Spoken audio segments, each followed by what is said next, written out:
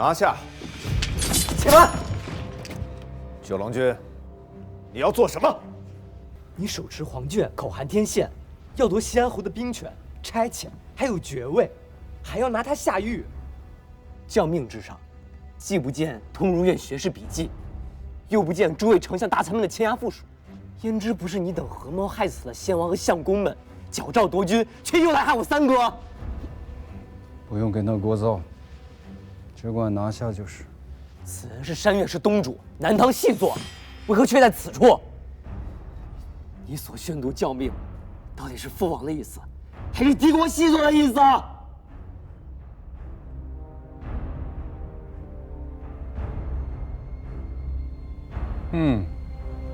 抗拒王命，罪在不赦，一并拿下便是。是，将九郎君与钱弘佑一并拿下！都不要走，都不要走！我乃吴越国王，天下兵马元帅嫡九子，前世嫡脉，内衙出去督知兵马右使。九郎，汝等再上前一步，我便自强于此。害我性命者，独招打，诚招越者也。尔等皆是帮凶，身负吉祥，一散作。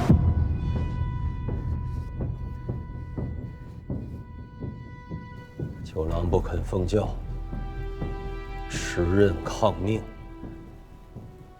你便这样回来了。九郎君乃宗室至亲，末将不敢擅传。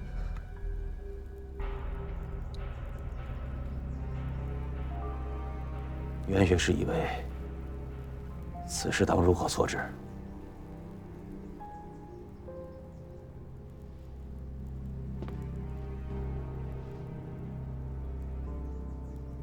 三郎君、九郎君皆宗子也，此乃刘后家事，不当问外臣。胡令公为先王顾命，可有意教我？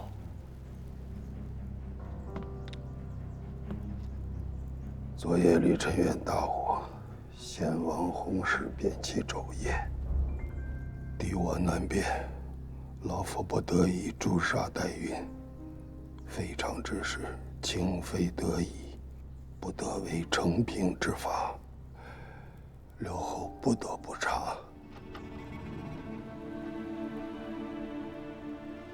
胡令公是让我射了三郎与九郎。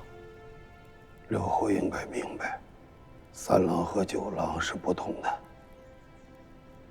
三郎久在军营，深结军心，更兼待愿一死，仇怨一结，便没有回头路。若是处置不当，恐国家有负心之患。身为人主，不能以私情害国事。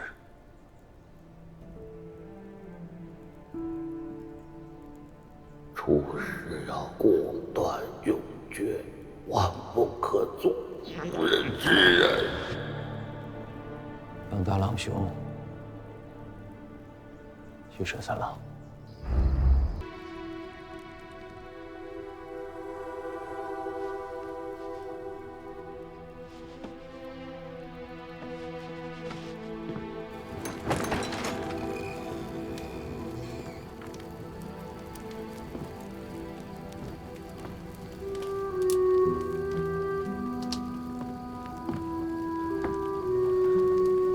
七哥，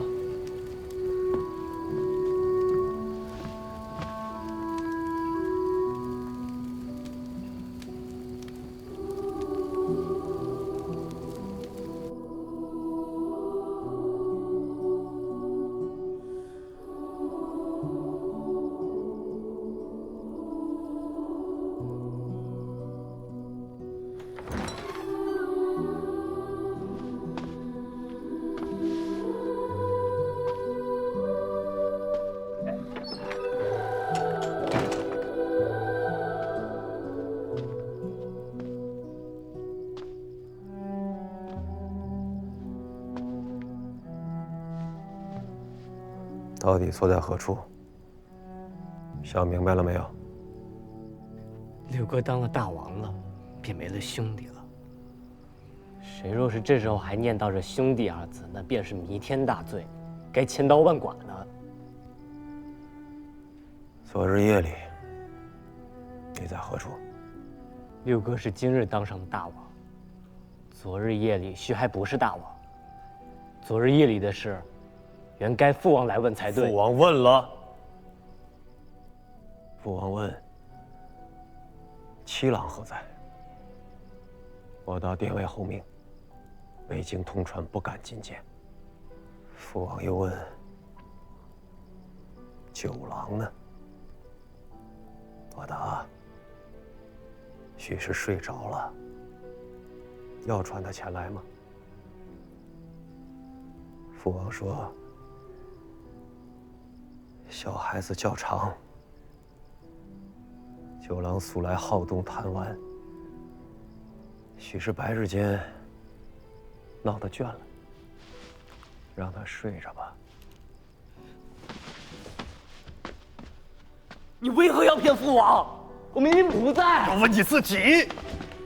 昨日里，父王并天之际还在心心念念他的儿子，那个时候你这个做儿子的，可曾记挂起这个久病的老父？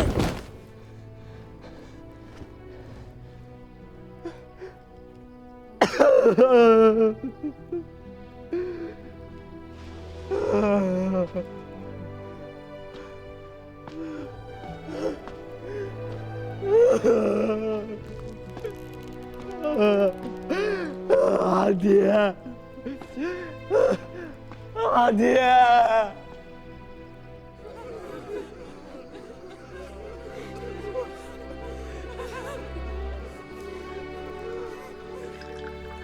这里毕竟是关押获罪宗室子弟的地方，相较于刑部而言，已经好很多了。九郎无事吧？被罚在奉贤殿跪了半日，如此而已。还好，还好啊。你要我帮你做些事情吧？你会做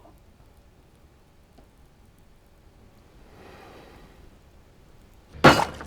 大郎兄，连你也不肯救三哥吗？九郎，你的师叔虽说不算出色，可论及九章算筹，多少年的老账子也要甘拜下风。千数万数都算得明白，眼前的这些人情世故却为何如此的糊涂？你这心性，何时才能再长大些？我确实不懂什么人情世故，我只知三哥无罪。六哥心里十分明白，却偏偏要杀三哥。大郎兄心里更是明白，却还是亲自拿了三哥去向六哥表功。满朝文武公卿，人人都明白三哥其实无罪，只因兵权，遭了六哥的忌，这才身陷囹圄，却无一人敢出一言来救三哥性命。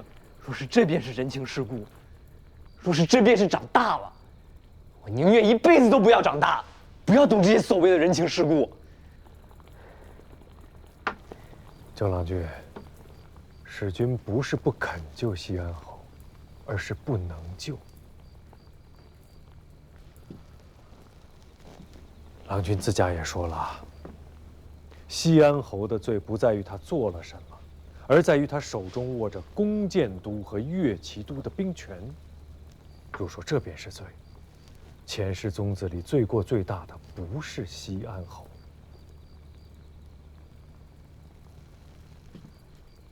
使君身上担负着内衙诸军都统军事的差遣，罪过只能比西安侯更大。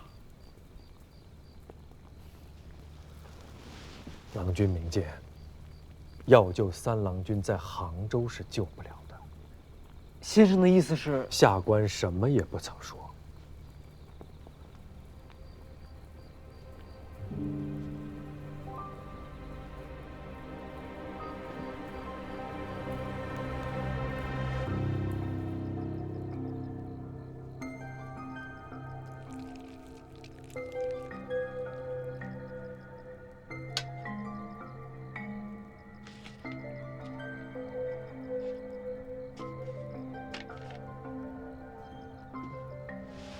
这一趟差事十分紧要，容不得半点差池。郎君放心，小人跟了郎君这许多年，识得轻重。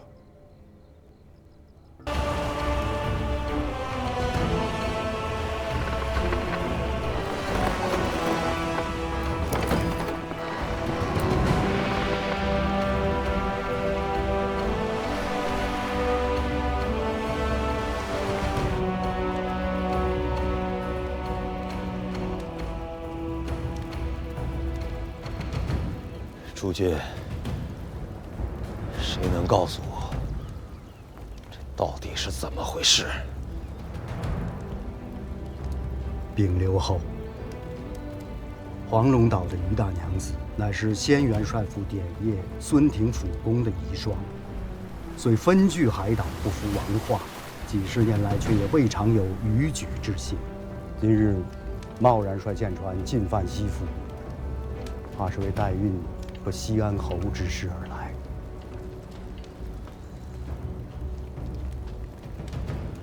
涂昭达，刘后，你带我去问一问于大娘子，这样贸然兴兵，意欲何为？此等海贼宵禁，不服王化久矣，问之无益。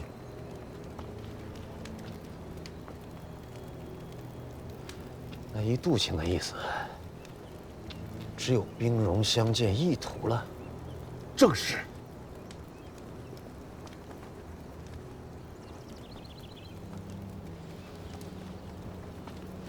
那就请杜卿即刻登船，与于大娘子相约一战。臣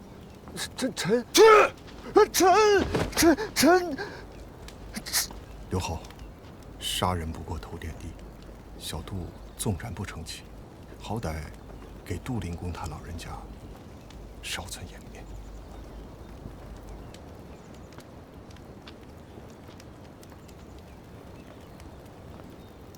诸君，使我吴越绝路，而今国难当头，谁能带吾前去，问一问于大娘子的来意？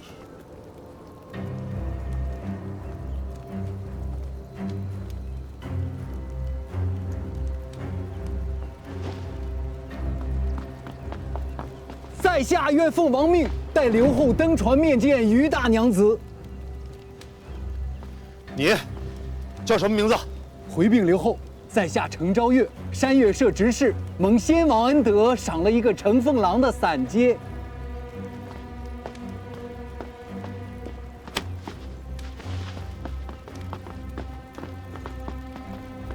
自此刻起，你便不再是8品的乘风郎，吾让你做一任内衙诸军的内都监使，换一套紫色朝服，赐金鱼带，带我去问一问于大娘子，她到底要干什么？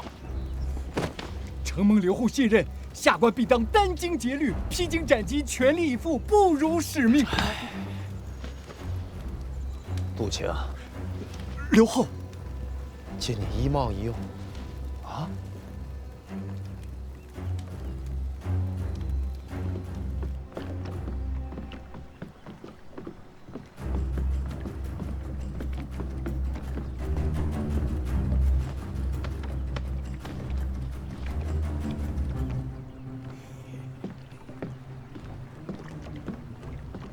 程昭月见过大娘子，大侄子。山岳社之名，吴越闻名。文秀与程东主也是神交久矣，却不知何时又成了吴越国主驾前的内衙都监啊！程某这个内衙都监，做了不足1刻光景。原来如此，看起来吴越国中公卿文武，俱是无胆之辈。大侄子此言，深得我心。秦国主有什么章程，程东主尽管明言。那还要看看大娘子跟大侄子是何章程。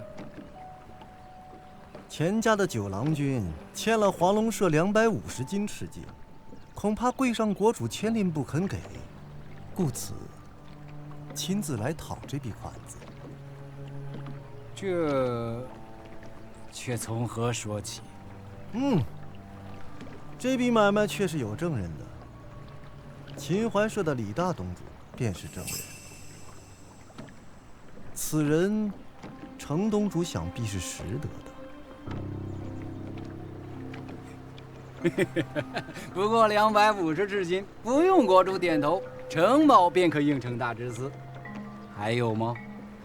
将我的阿佐送回来，还有老戴和家人眷属、尸身棺椁一并送来。我自退兵回岛，自此前世在岸，孙家福海再无半点关系。既如此，程某这便告辞了。距午时还有1个半时辰，告诉钱洪佐，5时之前见不着阿佐的人，我便先拔了他的钱塘水阵。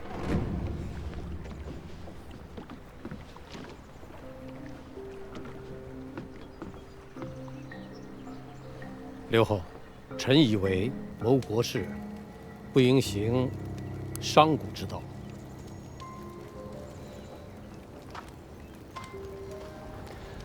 六哥，这江面上林林总总，少说有100-10条船舰，250斤的赤金，说起来也没有多少。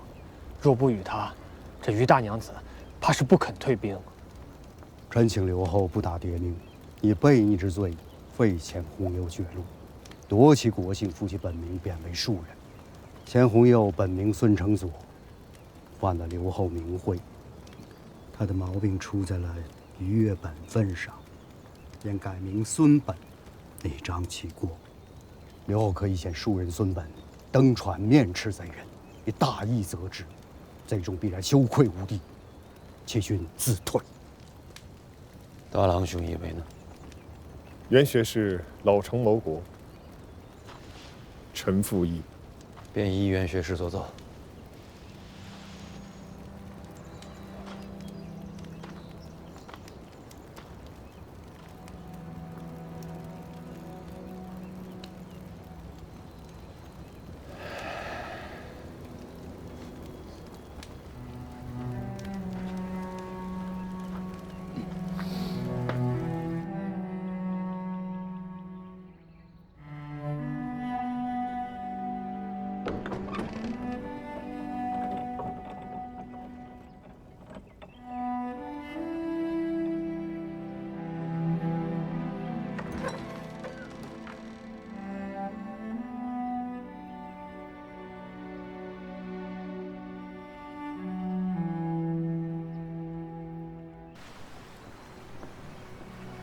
多大人了，还这么扭扭捏捏拿琴做菜，无以之家，何来怜悯之心？当年那负心贼入赘田家，老娘我肚子里怀着你，一颗眼泪都未曾掉过。转头我就嫁给了真娘和阿佑的父亲，30年了，未曾掉过一颗眼泪。现在他人也死了，过往恩怨也就一笔勾销了。三哥，阿娘，你看，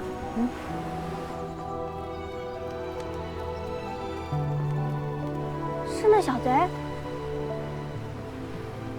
三哥，三哥，跟他老子的恩怨倒是了结了。却又欠这小子一个大人情，也罢。回岛之后，你便收拾东西，到杭州西府去伺候他5年，还了这个人情便是。啊，阿娘，你不乐意啊？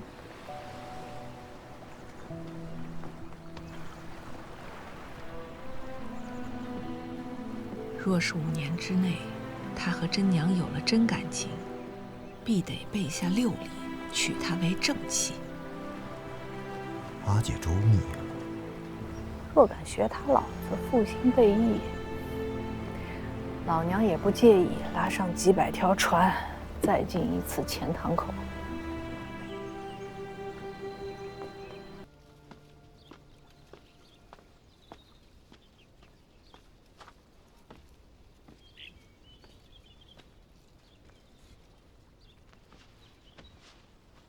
你在看什么？这口井有个名字，叫前王井。当年我阿翁起兵，摄中军于左近，因没有水喝，便叫各位叔伯与我阿爹一并通力打了这口井，取水为士卒解渴，这口井因而得名。骗人！这里离着西湖近在咫尺，哪里就用打一口井来取水？再说千万军卒，这口井又如何能记得是？分明是你在骗人。好吧，这故事是我编的。你为何要编个谎话来骗我？我不是想骗你啊，我是想骗骗我自己。你说我们家这些个兄长们，若真都能像这瞎话里的叔伯们一般和睦齐心，该有多好！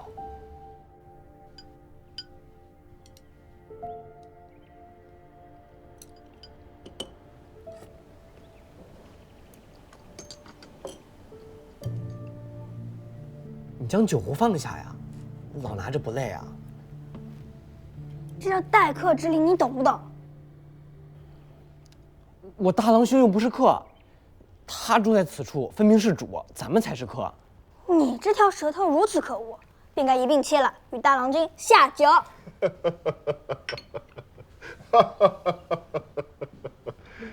哎呀！